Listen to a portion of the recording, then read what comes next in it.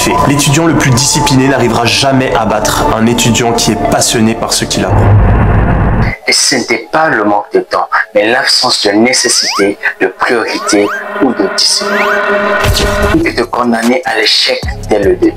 C'est une pensée qui m'est venue il n'y a pas très longtemps. J'ai beaucoup réfléchi à ça. Je me suis dit, pourquoi pas pour faire une vidéo dessus.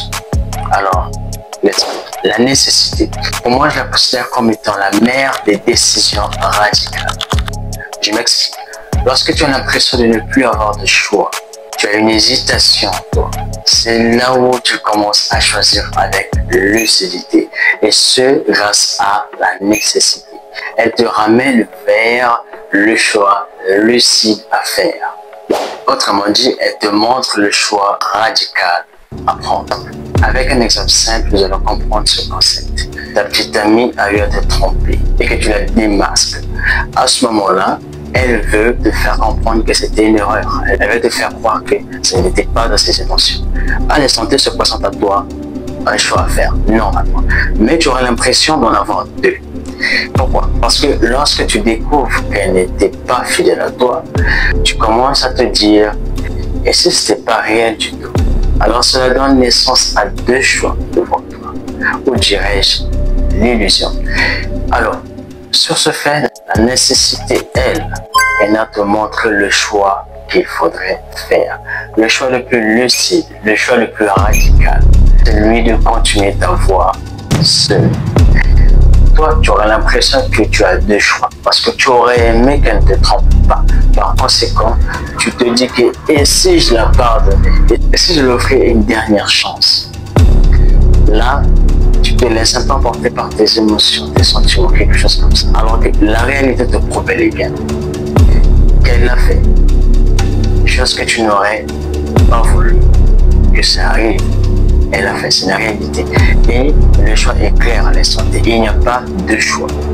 Alors, la nécessité de faire comprendre qu'il faudrait mieux continuer ta route. Elle n'était pas la bonne. Tout court. Ça se comprend bien. La nécessité t'oblige à faire ce que tu n'aurais jamais osé entreprendre. Et de rester dans ta zone de confort. Sans nécessité, même ta volonté risquera de s'endormir pour toujours. Avec la nécessité, un homme brisé peut marcher sur des braises. La priorité. Moi, je pense que la priorité, c'est l'art de ne pas se perdre. Dans un monde des idées qui hurlent urgence sur toute idée qui te traverse, la priorité, elle, murmure l'essentiel. Elle te dit ce qui est essentiel à faire. J'ai vite compris que la priorité, c'est ce qui nourrit ton avenir. Elle oriente. Elle ne fait pas tout, mais elle fait le bon. La priorité, c'est renoncer à 10 choses brillantes, à 10 idées exceptionnelles pour une seule idée vitale, pour une seule chose vitale. C'est ça la priorité. De savoir dire non 1000 fois pour dire oui à ton alignement. C'est fascinant ce que j'ai compris. Si je savais ça depuis le départ, d'après ce qu'on vient de dire, on peut vite comprendre qu'un homme qui poursuit 2 lièvres n'en attrape aucun. Ça me fait très mal parce que j'étais un peu partout aussi. Qu'en est-il de la discipline? Pour moi, la discipline, c'est le gardien du temple. Pas un garde-fouille, mais un compagnon fidèle. À la différence de tout ce que vous avez pensé sur la discipline ne demande pas la perfection. Elle ne guide pas aussi vers la perfection, mais la constance. Elle te rend libre à force de t'imposer les chaînes choisies. Elle fera de l'effort une habitude, du chemin une routine et du chaos un plan. En résumé, la discipline n'est pas ce que vous avez l'habitude à écouter un peu partout. La discipline, c'est pas vous forcer à faire quelque chose encore et encore pour une éternité. Non, pour un début, elle va vous forcer, mais cela vous conduira à une dissociation de ce forcing que vous ressentez à une habitude. Et vous savez ce que c'est l'habitude. Ça ne vous dérange plus. Ça devient vous. Ça devient naturel. C'est comme vous brossez le matin. Personne ne se pose des questions qui font. Attention, ne confondez pas.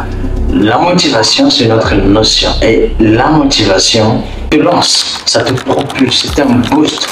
Vraiment. Et la discipline t'emmène, t'accompagne jusqu'à te laisser à l'habitude pour faire comme. C'est 3 forces entre parenthèses, 4, parce qu'il y aura l'habitude qui va s'y pointer. Mais je le mets dans la discipline, c'est beaucoup mieux. 1. La nécessité te réveille. 2. La priorité te guide. 3. La discipline te façonne pour en faire qu'un avec et en faire une habitude.